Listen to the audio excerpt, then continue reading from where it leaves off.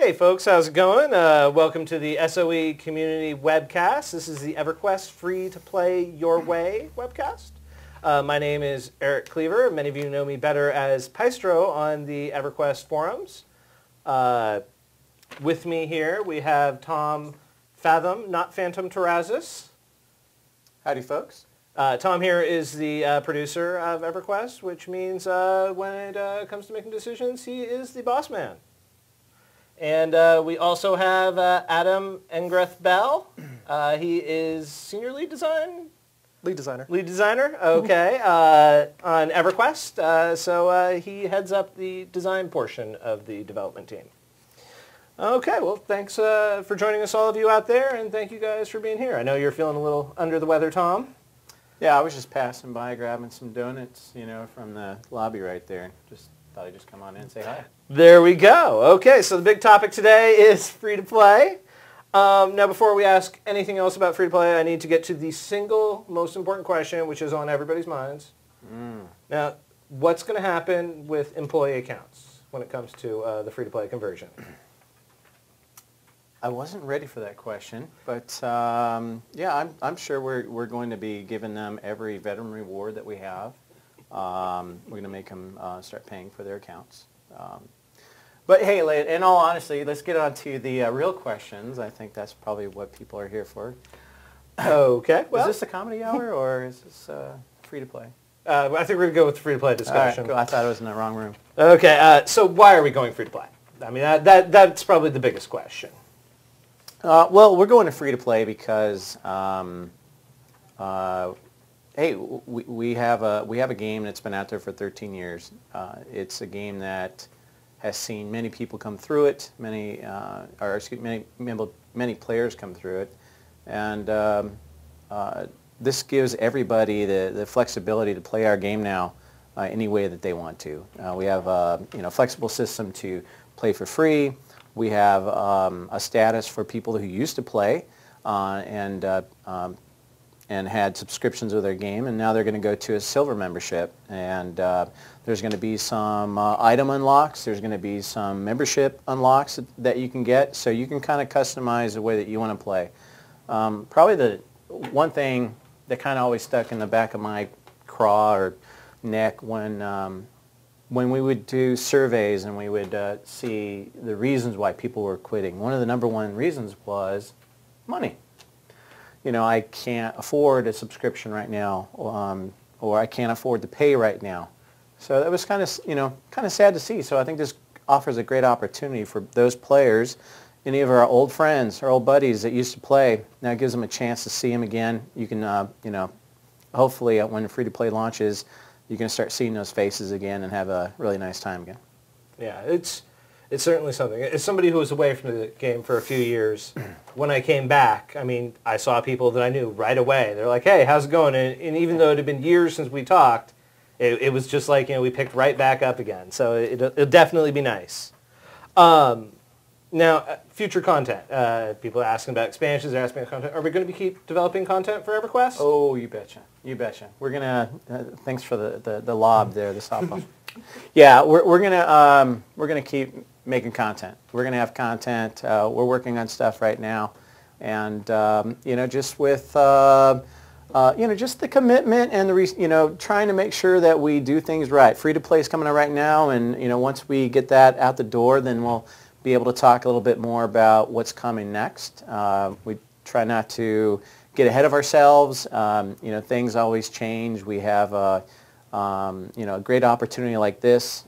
It kind of merges into our schedule, and sometimes we don't want to say what's coming because sometimes we find something that's even better to do that we think will be more valuable to the game and to our player base. So free-to-play launches, then we can kind of talk about a little bit more what's to come. And not to mention that we do have some pretty exciting stuff for the 13th anniversary coming March 16th. Okay. Now, one of the concerns is with EverQuest, there's a lot of people on different subscription methods. People who subscribe with the 6th anniversary special and who have kept that pricing over the years. How are we handling all these legacy subscription methods? You'll have to talk to the support departments. I don't know. I have no clue. Are you talking about what's happening with their benefits? No. So, like, will they keep the legacy pricing? The people that are on it now will be able to stay on that as long as they don't get off of that plan. So that membership opportunity, for example, that specific one, will be available to those that are still on it, you betcha. Okay, so it's not going away at all. That is correct. From my understanding, it is not. If I'm wrong, I'll let you know.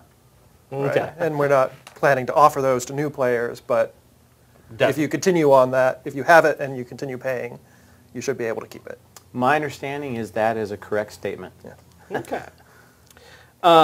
So Adam, can you give us a quick overview about grandfathering characters? I mean, there's an awful lot of characters out there.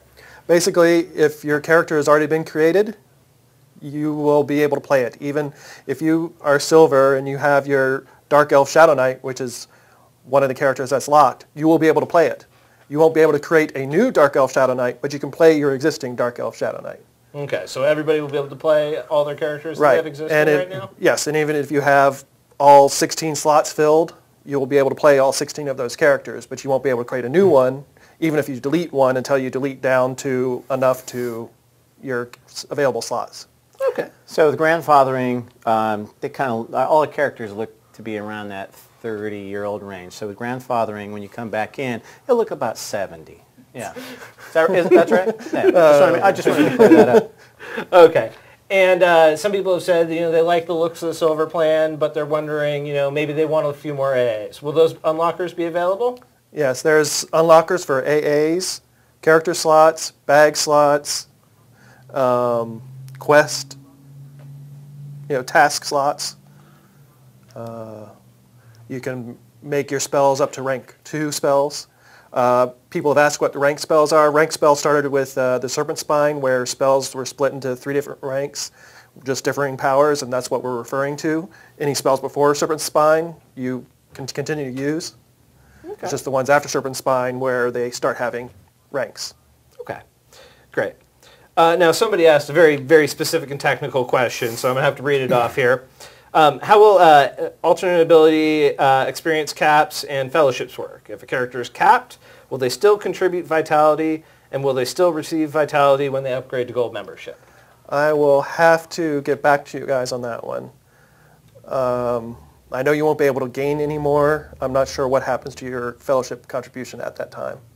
Okay, so we'll post that one on the forums then. Yes. Okay. Another item that people have asked a lot about is prestige items. Can you give us a brief overview of what prestige items are? Prestige items are basically items from the high-end group and raid content from the last few expansions. It's usually the stuff in the later parts of the expansions. Internally, we call them tiers, and a lot of players know them as tiers, but not everybody does. But it's just the later content. So, for example, in Veil of Valaris, the stuff in Sepulchre would be a prestige item, both from the group and from the raid. And then most augments in the game will be prestige items. There's going to be some exceptions for that, but most augments will be prestige items. Okay. That's good. That makes a lot more sense to me now. So another thing that people have asked a lot about is what happens if they're on a non-recurring subscription plan, things like game cards or something like that, and their account temporarily lapses down to silver. Could you explain a little process about that and what happens to items mailed back, especially if they're items in the shared bank slot? Right. If you log in and you're a lower subscription rate, things will be sent to you, or membership level, sorry. Things will be mailed to you using the parcel service. They will go over the cap players have. There is an absolute cap, but is much, much higher than what players can actually fill themselves. And you really have no danger of losing stuff from your person with that cap. But it'll be in the parcel system, and stuff on the parcel system will not expire. It'll be there as long as that character exists on the server. Yeah, I think to kind of help this out, it's pretty simple. If your membership gold membership lapses and you're waiting to get a new game card like you mentioned, your items will not be mailed to you until you log into the game. So if you know that it's lapsed, put your card in, get your new game card or credit card, whatever you're using, put that in first, and they won't be mailed to you. They'll stay there. So it's pretty simple. They'll just be mailed to you if it goes down to the different membership, and that'll only happen at the time that you do log in. And worst comes to worst, it'll be in the parcel system. There's just no way players can lose anything through that. Yeah, right. It's going to be mailed to you. Yeah, I don't like going out to the mailbox. I always send my kids. So, if you have somebody that can chase those for you, that'd be great too. Okay. So people had some other interesting questions. One player who had never played EverQuest before was asking if... You just say one player who had never... Or one potential player who was interested in the game. All right. But never played EverQuest before. Wanted to know if EverQuest runs on Windows 7, x64, because EverQuest is, a venerable game. They're wondering, is it compatible? Actually, I think we had a conversation about this. I think somebody like you is playing on a system like that. I do indeed. Ah, okay. So how's your experience? It runs really well. Really well. Okay. Any issues? No issues at all. None. None. Zero. Zero. Is there potential for issues? Well, I mean, if I don't want to maintain my system, I guess. Not the best IT guy in the world. You may have to go out and find DirectX 9C. Yes. That's about the only extra effort you might have to go on that setup because Windows 7 by default doesn't install DirectX 9. Right. So but that just adds on to your DirectX. It's no issue there. Sorry, Eric. I was kind of dragging you into that. But yeah, just from, that was a good question that came up, and we have talked about it, and you should not have a problem. I think DirectX is the only issue that really has popped up. So you should not have an issue running the game. If you do, let us know. You're going to be coming in for free, so hopefully the barrier to entry for you won't be severe enough. But if you do have an issue, we'd be more than happy to hear about it, so we can look into it. Great. So with new players, there's going to be a lot more chatter in the game. Do we have any plans if some people are... Chatter or chowder? Chatter. I don't think... is there a chowder Tradesco recipe, Adam? I believe there is chowder. Okay, there is chowder in the game, so they might be making chowder. But there'll be a lot more discussion in-game use of the chat channels. If somebody were to abuse their privileges in this regard, how would we handle that? Well, we have an excellent customer service department that just loves getting involved with people who like to, just go across the line. So you'll be meeting those people. They'll be introduced to customer service department pretty quickly. Mm-hmm. We also have a great community of players where if somebody does, kind of spike up too much on chatter, not chowder. Chowder's fine too, but let us know. You do the whole /report command, and it'll record the text on that player, and then let us know about it, and we'll track them down. We've done a lot in the last couple of years since I've been on the team, where we've reduced spam considerably. I know people still get through, and we're always kind of fine-tuning that to see what we might be able to catch and keep from entering into your chat screen or in your email. So it's something that we will control with mail, for example. Free players who want to try to come in and abuse the system, they can't use the send feature, so that'll be one way to reduce that. The other is we're limiting on what free players can communicate to other people, so that the abuse is to a minimum. Okay. Free players pretty much can't use any of the cross-zone channels, except for one specifically made just for new players. Great. Yeah, and if that doesn't work, try to get some consensual PvP on that guy and take him down that way. Well, it shouldn't be a problem on the Zach server. There you go. Okay. The same player who was asking about Windows 7 also wanted to know what would happen if the Antonius Bale server, I'm assuming they're European, got a little bit too full, if that started to near its capacity in terms of what it can handle. Would we have a remediation plan in that case? I have two responses. The first one is, I believe this was one question per person. So, but skipping that. The second one is, that's a great problem for us to be in. If we find out that that we can't handle it. I mean, our servers have been optimized. We have a code team and an operation team that this is what they do. This is their expertise to help kind of control that kind of issue. So I think that they'll be surprised on what the server or servers can handle. And secondly, if we do come up to that unfortunate problem, we'll come up with a solution pretty quickly. Okay, great. And finally, just a question to round it out. You know, with a lot of potential new and returning players, have we thought anything about the new or returning player experience? Are we adding anything in content-wise for those people? Let me hand that question over to Adam. I think he's got a big smorgasbord of things to come. We've been working on improving the tutorials. That's a lot of the time design has been spending on free-to-play. A lot of the free-to-play stuff has been handled by code. But the design team has been going through the tutorials, improving them, expanding on them to try to help the new player through our game. Our game is a big game. It's been around for 13 years. A lot of systems have gone into it, so we're trying to help the new player learn these. And additionally, like many games have, we're adding a golden path to help you through. We're calling it the hero's journey. That'll help you through from level 1 all the way up to level 80 to help you through the game more easily. Do you want to talk a little bit more about the hero's journey? Because I think that's a pretty cool thing that we're adding. Yeah, I mean, with the hero's journey, especially in the early part, we're trying to speed up and improve the process of leveling. So early in the game, you'll level really quickly, especially if you're on the hero's journey path. We also worked real hard to make those quests more friendly to a lot of people doing them at the same time. Yeah, everybody loves doing quests. Okay. Do we have any other features going in? I noticed in your producer's letter you mentioned something about, I think it was the find system? Yeah, so we've added some functionality on the map window so that you can actually find people and items on the, from the map side.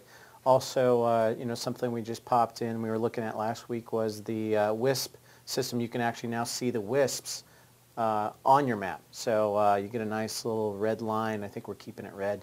We're going to be making some more improvements to the map system. But yeah, I think that was kind of a really kick-ass, feature that we're putting on there to really help you navigate in the world a little bit better. Oh, also content for your level. You'll be able to see that a little bit more clearly on the maps. So you'll know that you want to content, 1 to 10, 10 to 20. You can see where those are.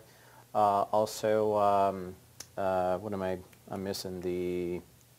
Oh, help me out. The here. zone guide. That wasn't one. There's also, we're working on a zoning guide, which will say, yes. I'm in this zone, I want to go to another zone. It'll tell you what zones is the most efficient path to get from here to there. That's what I was going to say. Yeah, so seeing the zone line, seeing the zone guiding, those are additions that we've just put in recently. So. Nice. Sounds like it'll be more understandable than ever to how to get around Ngreth.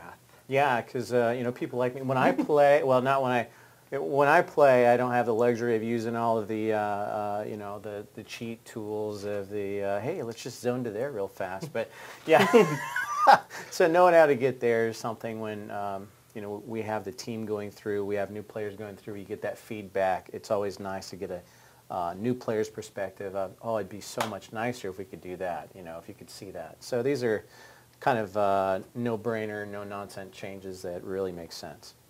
Cool. Well, that sounds very, very interesting. I think we're planning on having another webcast in a couple of weeks to talk even more about the content of what's going into free-to-play, a little bit more highlights on the features and such.